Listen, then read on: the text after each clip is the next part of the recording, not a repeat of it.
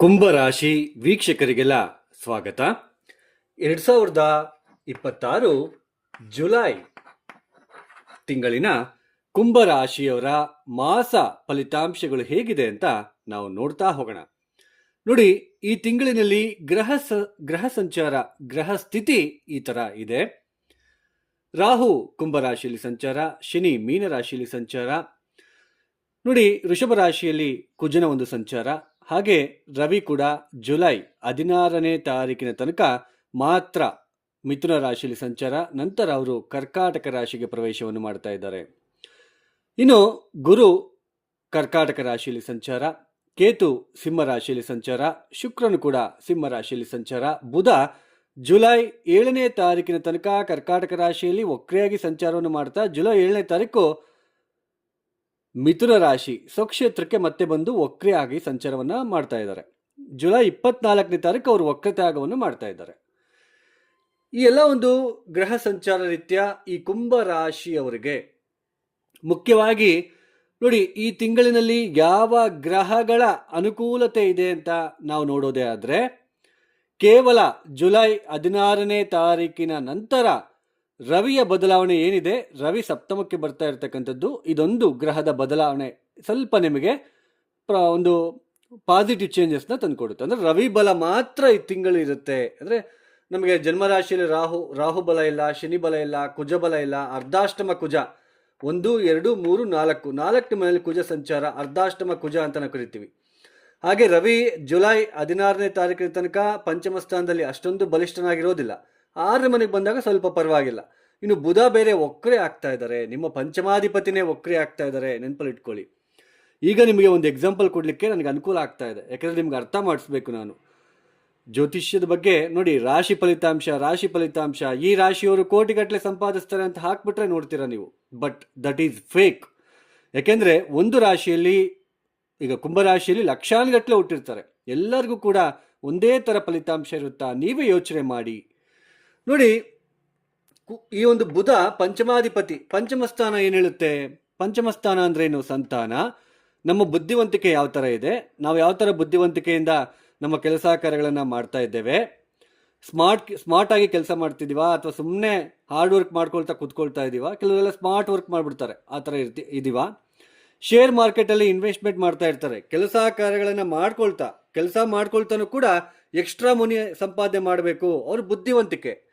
So ಅದನ್ನೇ ನಾವು ಬುದ್ಧಿವಂತಿಕೆ, ಪಂಚಮಾಧಿಪತಿ. ಈ ಕುಂಭರಾಶಿಗೆ, ಕುಂಭಲಗ್ನಕ್ಕೆ ಬುಧ ಯೋಗಕಾರಕ.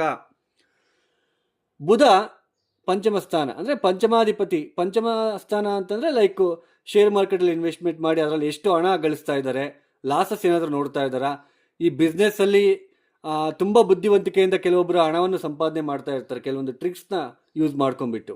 ಸೊ ಅದಕ್ಕೆಲ್ಲ ಪಂಚಮ ಸ್ಥಾನ. ಹಾಗೆ ಸಂತಾನದ ಒಂದು ವಿಚಾರದಲ್ಲಿ ಯಾವ ಥರ ಇದೆ, ನಮ್ಮ ಸಂತಾನ ಯಾವ ಥರ ಇದೆ ಅಂತ ನಾವು ನೋಡ್ತಕ್ಕಂಥದ್ದು ಕೂಡ ಪಂಚಮ ಸ್ಥಾನದಿಂದನೇ. ಅಂದರೆ ಕೆಲವರಿಗೆ ಸಂತಾನ ಆದ ತಕ್ಷಣ ತುಂಬ ಅಭಿವೃದ್ಧಿ ಉಂಟಾಗ್ತಾ ಹೋಗುತ್ತೆ.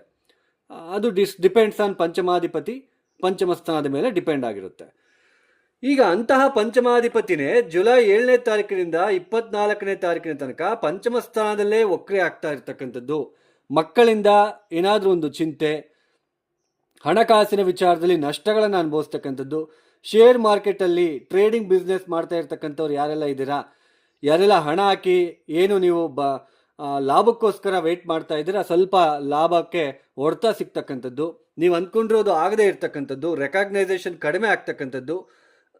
ಸೊ ಈ ಥರ ಎಲ್ಲ ನಿಮಗೆ ಕಂಡು ಬರ್ತಾ ಇರುತ್ತೆ. ಈ ಸಮಯದಲ್ಲಿ ಪಂಚಮಾಧಿಪತಿನೇ ವಕ್ರೆ ಆಗ್ತಾ ಇರೋದು, ಹಣಕಾಸಿನ ವಿಚಾರದಲ್ಲಿ ಲಾಭ ಕಡಿಮೆ ಆಗುತ್ತೆ, ಸ್ವಲ್ಪ ನಷ್ಟ ಅನುಭವಿಸ್ತಕ್ಕಂಥದ್ದು.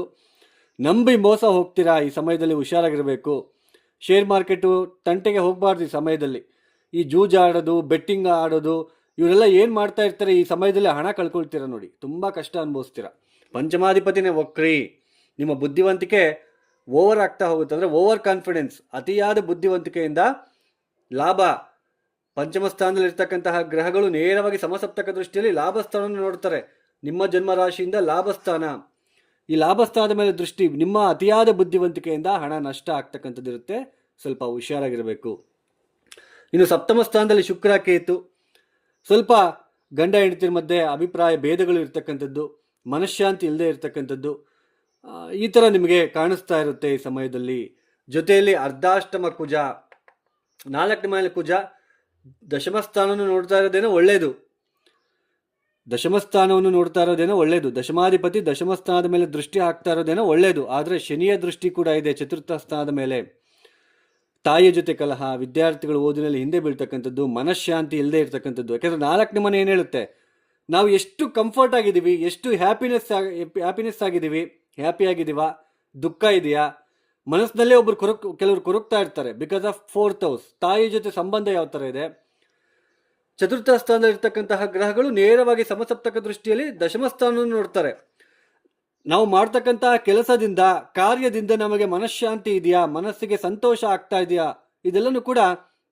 ಹಾಗೇನೆ ನಮ್ಮ ಮನೆಯಲ್ಲಿ ಯಾವ ಥರ ಇದೆ, ನಮ್ಮ ಮನೆ ಒಂದು ಪರಿಸರ ಯಾವ ಥರ ಇದೆ, ಮನೆಯಲ್ಲಿ ನಾವೆಲ್ಲ ಒಗ್ಗಟ್ಟಿದೆಯಾ, ನಮಗೆ ದೊಡ್ಡ ಮನೆ ಇದೆಯಾ, ಚಿಕ್ಕ ಮನೆ ಇದೆಯಾ, ಅಥವಾ ನಮಗೆ ವೆಹಿಕಲ್ ಯಾವ ಥರ ಇದೆ, ಇದೆಲ್ಲನೂ ಕೂಡ ಚತುರ್ಥ ಸ್ಥಾನದಿಂದ ಗೊತ್ತಾಗುತ್ತೆ. ಅಂತಹ ಚತುರ್ಥ ಸ್ಥಾನದಲ್ಲಿ ಕುಜನ ಪ್ರವೇಶ ಅಷ್ಟೊಂದು ಒಳ್ಳೆಯದಲ್ಲ. ಬೇರೆ ಶನಿಯ ದೃಷ್ಟಿ, ಮನಃಶಾಂತಿ ಇಲ್ಲದೆ ಇರ್ತಕ್ಕಂಥದ್ದು, ಹಾರ್ಡ್ ವರ್ಕ್, ಕಷ್ಟಪಡಬೇಕಾಗಿರೋ ಪರಿಸ್ಥಿತಿ, ಮನೆಯಲ್ಲಿ ನೆಮ್ಮದಿ ಕಡಿಮೆ ಆಗ್ತಕ್ಕಂಥದ್ದು, ಕೋಪಕ್ಕೆ ಒಳಗಾಗ್ತಕ್ಕಂಥದ್ದು, ಕೋಪತಾಪಕ್ಕೆ ಒಳಗಾಗ್ತಕ್ಕಂಥದ್ದು, ಈ ಥರ ನಿಮಗೆ ಕಾಣ್ತಾ ಇರುತ್ತೆ. ಮನಃಶಾಂತಿ ಇರೋದಿಲ್ಲ. ಉದ್ಯೋಗದಲ್ಲೂ ಕೂಡ ಉದ್ಯೋಗ ಬಿಟ್ಟು ಬಿಡೋಣ ಅನ್ನೋಷ್ಟು ಮನಃಶಾಂತಿ ಹದಗೆಡ್ತಾ ಇರುತ್ತೆ.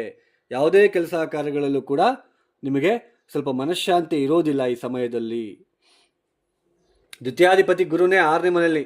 ಸೊ ಇದು ಸ್ವಲ್ಪ ಅಷ್ಟೊಂದು ಉತ್ತಮವಾದ ಒಂದು ಸಮಯ ಅಲ್ಲ. ದೊಡ್ಡ ದೊಡ್ಡ ಬಿಸ್ನೆಸ್ಗೆ ಕೈ ಹಾಕೋದು, ಇನ್ವೆಸ್ಟ್ಮೆಂಟ್ ಮಾಡೋದಕ್ಕೆ ಇದು ಅಂತಹ ಒಂದು ಸಮಯ ಇದಾಗಿರೋದಿಲ್ಲ. ಯಾಕೆಂದರೆ ದ್ವಿತೀಯಾಧಿಪತಿ ಲಾಭಾಧಿಪತಿ ಗುರು 6ನೇ ಮನೆಯಲ್ಲಿ ಇರ್ತಕ್ಕಂಥದ್ದು, ಉಚ್ಚಸ್ಥಾನ ಆಗಿದ್ರೂ ಕೂಡ 6ನೇ ಮನೆಯಲ್ಲಿ ಇರ್ತಕ್ಕಂಥದ್ದು ಅಷ್ಟೊಂದು ಉತ್ತಮವಾದ ಒಂದು ಚಲನೆ ಅಲ್ಲ ಇದು. ಸೊ ಇಲ್ಲಿ 6ನೇ ಮನೆಯಲ್ಲಿ ಗುರು ಇರೋದ್ರಿಂದ ಸ್ವಲ್ಪ ಹಣಕಾಸಿನ ವಿಚಾರದಲ್ಲಿ ತೊಂದರೆಗಳು, ಸಾಲ ಮಾಡಬೇಕಾಗಿರೋ ಪ್ರಸಂಗಗಳು, ಸಾಲಕ್ಕೋಸ್ಕರ ಲೋನ್ಗೋಸ್ಕರ ಯಾರೆಲ್ಲ ಅಪ್ಲೈ ಮಾಡ್ತಿದ್ರೆ ಸ್ವಲ್ಪ ಬೇಗ ಹಣ ಸಿಗುತ್ತೆ. ಯಾಕೆಂದರೆ ದ್ವಿತೀಯಾಧಿಪತಿ 6ನೇ ಮನೆ ಇರೋದ್ರಿಂದ. ಗುರು ಧನಕಾರಕ ಅಲ್ವಾ. 6ನೇ ಮನೆ ಲೋನ್ಗೆ ಅಪ್ಲೈ ಆಗ್ತಿರ್ತಕ್ಕಂಥವ್ರು, ಬ್ಯಾಂಕಲ್ಲಿ ಏನಾದರೂ ಲೋನ್ಗೆ ಅಪ್ಲೈ ಮಾಡಿರ್ತಕ್ಕಂಥವ್ರು, ಇದಕ್ಕೆಲ್ಲನೂ ತುಂಬ ಸೂಕ್ತವಾಗಿರ್ತಕ್ಕಂತಹ ಸಮಯ. ಆದರೆ ಸಾಲದ ಬಾಧೆ ನಿಮಗೆ ಇಲ್ಲಿ ಕ್ರಿಯೇಟ್ ಆಗುತ್ತೆ. ಹಾಗೆ ಕುಟುಂಬದಲ್ಲಿ ಏನಾದರೂ ಒತ್ತಡ ಇದ್ದರೆ ಸ್ವಲ್ಪ ಗುರುದೃಷ್ಟಿ ಶನಿಯ ಮೇಲೆ ಬೀಳ್ತಾ ಇರೋದ್ರಿಂದ ಓಕೆ, ಕುಟುಂಬದಲ್ಲಿ ಓಕೆ. ಬಟ್ ಹಣಕಾಸಿನ ವಿಚಾರದಲ್ಲಿ ಸಾಲ ಮಾಡಬೇಕಾದ ಪರಿಸ್ಥಿತಿ, ಮನೆಯ ಒಂದು ವಿಚಾರದಲ್ಲಿ ಮನೆಯಲ್ಲಿ ನೆಮ್ಮದಿ ಇರೋದಿಲ್ಲ ನಿಮಗೆ. ನಿಮ್ಗೆ ಆ ಥರ ಅನ್ನಿಸ್ತಾ ಇರುತ್ತೆ. ಉದ್ಯೋಗದಲ್ಲೂ ಕೂಡ ತುಂಬ ಸ್ಟ್ರೆಸ್ಗೆ ಒಳಗಾಗ್ತಕ್ಕಂಥದ್ದು. ಸೊ ಈ ಥರ ಸ್ವಲ್ಪ ನಿಮಗೆ ಸಮಸ್ಯೆಗಳು ಎದುರಾಗ್ತಕ್ಕಂಥದ್ದು ಇರುತ್ತೆ. ಒಟ್ಟಾರೆಯಾಗಿ ಈ ಥರ ಗ್ರಹ ಸ್ಥಿತಿಗಳು ಸ್ವಲ್ಪ ಉತ್ತಮವಾದ ಒಂದು ಸಮಯ ಇದಾಗಿರೋದಿಲ್ಲ ಈ ಕುಂಭರಾಶಿಯವರಿಗೆ. ನೀವೇನು ಈ ತಿಂಗಳು ಇದು ಇಂಥ ಹಣ ಬರುತ್ತೆ ಅಂತ ಎಕ್ಸ್ಪೆಕ್ಟ್ ಮಾಡ್ತೀರಾ, ಅದು ಸ್ವಲ್ಪ ಬರೋದಿಲ್ಲ. ಬುಧ ವಕ್ರಿ ಬೇರೆ ಆಗ್ತಾ ಇರೋದ್ರಿಂದ ಈ ಥರ ಯಾವ ಗ್ರಹ ವಕ್ರಿ ಆಗಿರ್ತಾರೋ ಆ ಮನೆಗೆ ಸಂಬಂಧಪಡ್ತಕ್ಕಂತಹ ವಿಚಾರದಲ್ಲಿ ತೊಂದರೆಗಳನ್ನು ಅನುಭವಿಸ್ಬೇಕು. ಪಂಚಮಾಧಿಪತಿನೇ ವಕ್ರಿ ಆಗ್ತಾ ಇರೋದು. ಪಂಚಮಾಧಿಪತಿನೇ ವಕ್ರಿಯಾಗಿ ಬುಧ ಕುತ್ಕೊಂಡಿರ್ತಕ್ಕಂಥದ್ದು ವ್ಯಾಪಾರದ ವಿಚಾರದಲ್ಲಿ, ಆದಾಯ, ಶೇರ್ ಮಾರ್ಕೆಟು, ಬುದ್ಧಿವಂತಿಕೆ, ಈ ವಿಚಾರದಲ್ಲೆಲ್ಲ ಸ್ವಲ್ಪ ಮೋಸ ಹೋಗೋದು, ಬ್ಲೈಂಡಾಗಿ ನಂಬೋದು ಎಲ್ಲ ಇರುತ್ತೆ. ಸ್ವಲ್ಪ ಹುಷಾರಾಗಿರಬೇಕು. ಪರಸ್ತ್ರೀ ವ್ಯಾಮೋಹ, ಶುಕ್ರ ಕೇತು ಜೊತೆ ಇರ್ತಕ್ಕಂಥದ್ದು, ಸ್ವಲ್ಪ ಹುಷಾರಾಗಿರಬೇಕು. ಗಂಡ ಹೆಂಡತಿ ಮಧ್ಯೆ ಸ್ವಲ್ಪ ಭಿನ್ನಾಭಿಪ್ರಾಯಗಳು, ಮನಃಶಾಂತಿ ಇಲ್ಲದೆ ಇರತಕ್ಕಂಥದ್ದು, ಇದೆಲ್ಲನೂ ನಿಮಗೆ ಕಾಣಿಸ್ತಾ ಇರುತ್ತೆ. ಒಟ್ಟಾರೆಗೆ ಕುಂಭರಾಶಿಯವರಿಗೆ ಅಷ್ಟೊಂದು ಉತ್ತಮವಾದ ಸಮಯ ಇದಾಗಿರೋದಿಲ್ಲ. ಬಟ್ ನಿಮ್ಮ ಜಾತಕ ರೀತ್ಯ ಯಾವ ದಶೆ ನಡೀತಾ ಇದೆ ಅದು ತುಂಬ ಇಂಪಾರ್ಟೆಂಟ್ ಆಗಿರುತ್ತೆ. ಇದು ಗೋಚಾರ. ಕುಂಭರಾಶಿಯಲ್ಲಿ ಲಕ್ಷಾನುಗಟ್ಟಲೆ ಹುಟ್ಟಿರ್ತಾರೆ. ಎಲ್ಲರಿಗೂ ಒಂದೇ ಥರ ಇರೋದಿಲ್ಲ. ಒಬ್ಬರಿಗೆ ಕುಜ ದಶೆ ನಡೀತಾ ಇರುತ್ತೆ, ಒಬ್ಬರಿಗೆ ಶನಿ ಮಹಾದಶೆ ನಡೀತಾ ಇರುತ್ತೆ, ಒಬ್ಬರಿಗೆ ರವಿ ದಶೆ ನಡೀತಾ ಇರುತ್ತೆ, ಒಬ್ಬರಿಗೆ ಬುಧ ದಶೆ ನಡೀತಾ ಇರುತ್ತೆ. ಒಬ್ಬೊಬ್ಬರಿಗೆ ಒಂದೊಂದು ದಶ ನಡೀತಾ ಇರುತ್ತೆ, ಒಂದೊಂದು ಥರ ಆರೋಸ್ಕೋಪ್ ಇರುತ್ತೆ. ಎಲ್ಲರಿಗೂ ಒಂದೇ ಥರ ಫಲಿತಾಂಶಗಳು ಬರೋದಿಲ್ಲ. ಈ ಕುಂಭರಾಶಿಯವರು ಏನು ಮಾಡ್ಕೋಬೇಕು ಅಂದರೆ, ವಿಷ್ಣು ಸಹಸ್ರನಾಮವನ್ನು ಕೇಳಿ, ಬುಧ ವಕ್ರಿ ಆಗ್ತಾ ಇರೋದ್ರಿಂದ. ಆಮೇಲೆ ಬುಧನ ಮಂತ್ರ ಬರುತ್ತೆ, ಪ್ರಿಯಾಂಗು ಕಲಿಕಾ ಶ್ಯಾಮಂ ರೂಪೇಣ ಪ್ರತಿಮಂ ಬುಧಂ ಸೌಮ್ಯಂ ಸೌಮ್ಯ ಗುಣೋಪೇತಂ ತಂ ಬುಧಂ ಪ್ರಣಮಾಮ್ಯಹಂ ಓಂ ನಮ ಬುಧ ಗ್ರಹ ದೇವತಾ ಭ್ಯೋ ನಮಃ ಶಾಂತಿಂ ಶಾಂತಿಂ ಶಾಂತಿ. ಈ ಮಂತ್ರ ಬುಧವಾರದ ದಿನ ಗಣಪತಿಗೆ 108 ಪ್ರದಕ್ಷಿಣೆ ಮಾಡ್ಕೊಳೋದು, ಮಹಾಲಕ್ಷ್ಮಿ ಆರಾಧನೆ ನೀವು ಮಾಡೋದು, ವಿಷ್ಣುವಿನ ಆರಾಧನೆ ನೀವು ಎಷ್ಟು ಮಾಡ್ತೀರೋ ಅಷ್ಟು ನಿಮಗೆ ಒಳ್ಳೆಯದು.